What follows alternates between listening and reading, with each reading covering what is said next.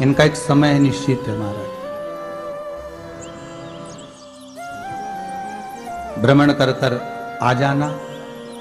अब इस बीच में जब लक्ष्मी और दरिद्रता दोनों निकल कर जा रही हैं तो दोनों एक भाव रख कर जाती हैं कि आज हमको कहां प्रवेश करना।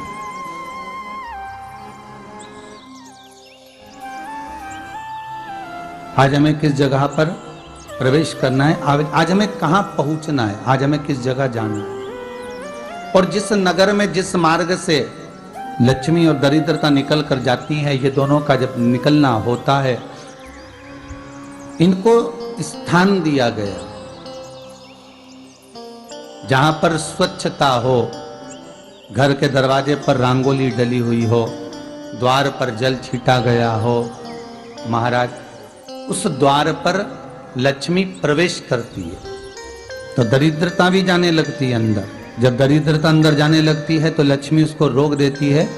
पहले मैं देखकर आती हूं कि तेरे लिए स्थान है कि नहीं, तू यहां रुक।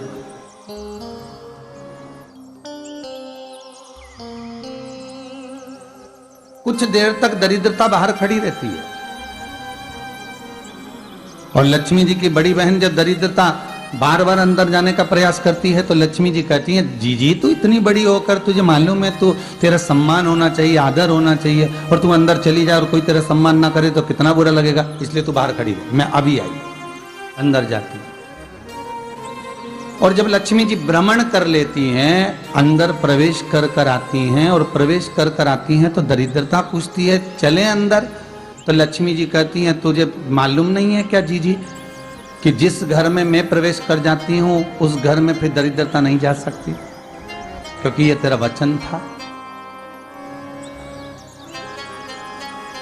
ये तेरा वचन था। अपन दोनों का जब मंगल विवाह हुआ था, मेरा विवाह जब नारायण के साथ में हुआ और तुम्हारा विवाह जब दुस्साह मुनि के साथ हुआ, दरिद्रता का विवाह दुस्साह मुनि के साथ हुआ। जब अपना दोनों का विवाह हुआ था तो अपन दोनों ने एक वादा करा था कि जिस घर में लक्ष्मी प्रवेश कर जाएगी उस दिन फिर दरिद्रता नहीं जाएगी, और जिस घर में दरिद्रता प्रवेश कर जाएगी उस घर में फिर लक्ष्मी नहीं जाएगी। अब जब मैं अंदर देख कर आ गई हूं तो तू अंदर नहीं जा सकती, अर्थात लक्ष्मी के चरण जिस घर में पड़ गए उस घर में फिर दरिद्रता प्रवेश नहीं कर रही। चलते चलते फिर दरिद्रता ने देखा और लक्ष्मी जी इसको लेकर गई और लक्ष्मी जी ने देखा कि इसके दरवाजे पर जल नहीं छीटा गया, इसके दरवाजे पर ना रंगोली डली है, इसका द्वार साफ नहीं हुआ, इसके द्वार पर दीप नहीं है, इसके द्वार पर कलश नहीं है, इसके दरवाजे पर ढेर सारा कचरा पड़ा हुआ है, कोई श्वान कोई कुत्ता गंदगी भी कर कर चला गया है, कहीं बिल्ली ने गंदगी कर रखी है, कहीं जीवों ने कुछ गंदा गिरा रखा है। तो फिर लक्ष्मी जी कहती है, जी जी अब मैं होकर आ गई थी ना, अब तू जा, तू होकर आ। और दरिद्रता प्रवेश करती है तो अंदर जाकर क्या देखती है दरिद्रता कि इतनी सवेरे से मैं घूमने इनके दरवाजे पर आई और ये तो सब चादर तान के चकाचक गुर्राटा भर भर कर सो रहे हैं। तो दरिद्रता कह देती है, तुम्हारा भाग्य ही बेकार है, तो मैं क्या करूं, तुम ऐसे ही सोते रहो। और दरिद्रता गुस्से में बाहर निकल कर आती है, लक्ष्मी से कहती है, लक्ष्मी तू इसके घर में जाना ही मत। तो दरिद्रता को कहती है, जीजी तेरी बात नहीं मानूंगी क्या मैं? लक्ष्मी जी बोली, मैं तेरी बात नहीं मानूंगी, बिल्कुल नहीं जाऊंगी इसके घर में, तू चिंता मत कर, चल आगे चल।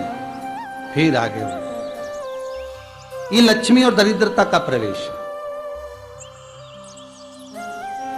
आपके घर का द्वार, आपके घर का दरवाजा। फिर निवेदन करूंगा एक बहुत सुंदर बात, हमें महाराष्ट्र से सीखना चाहिए, हमें साउथ से सीखना चाहिए, दक्षिण से। जिस समय पर भक्ति देवी यमुना जी के घाट पर रो रही थी अपने पुत्र ज्ञान और वैराग्य को गोदी में लेकर, समय देवऋषि नारद ने प्रश्न किया था कि तुम कहां पर पोषित हुई हो, तुम्हें ऊर्जा कहां से प्राप्त हुई? तो कहा मैं गुजरात से तो चली हूं,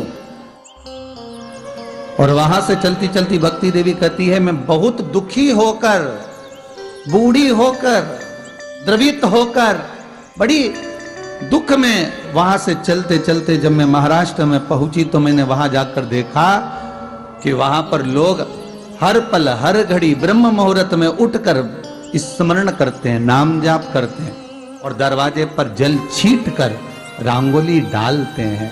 तो कह रही है कि वहां पर मैं थोड़ी अवस्थावान होने लगी, वहां मुझे अच्छा लगने लगा।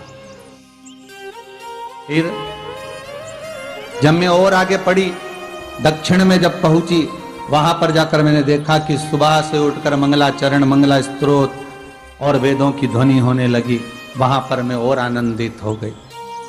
हमें कुछ चीजें महाराष्ट्र से सीखना चाहिए कि वहां रहने वाले जो भगत हैं, वारकरी संप्रदाय के जो भक्त होते हैं, वैष्णव जो धर्म के भक्त होते हैं, उनका नियम है सवेरे के समय घर में पानी है कि नहीं है, पर जब भी वो घर का दरवाजे के बाहर थोड़ा ना थोड़ा पानी तो छींट ही देते हैं। और छींटने के बाद फिर वहां पर अपने यहाँ तो दिवाली पे रंगोली बनती है जी, और वहां पर रोज की रंगोली बन जाती है कि कभी हो सकता है परमात्मा राह भूल कर हमारे घर में प्रवेश कर जाए, इसलिए वहां प्रतिदिन की रंगोली, प्रतिदिन।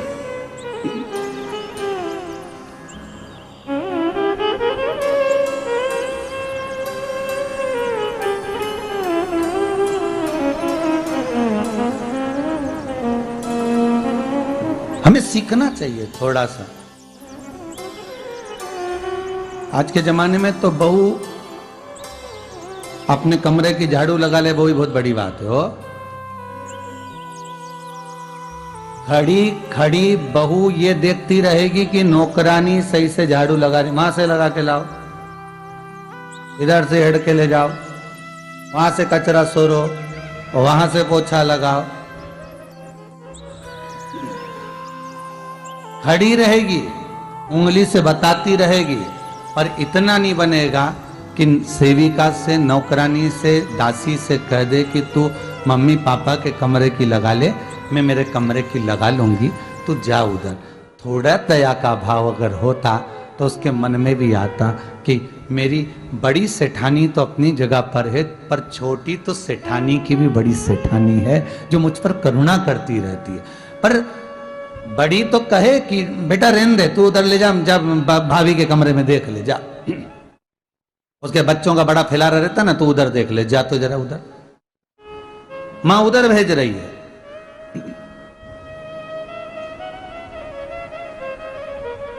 थोड़ा सेवा का भाव हमारे भीतर।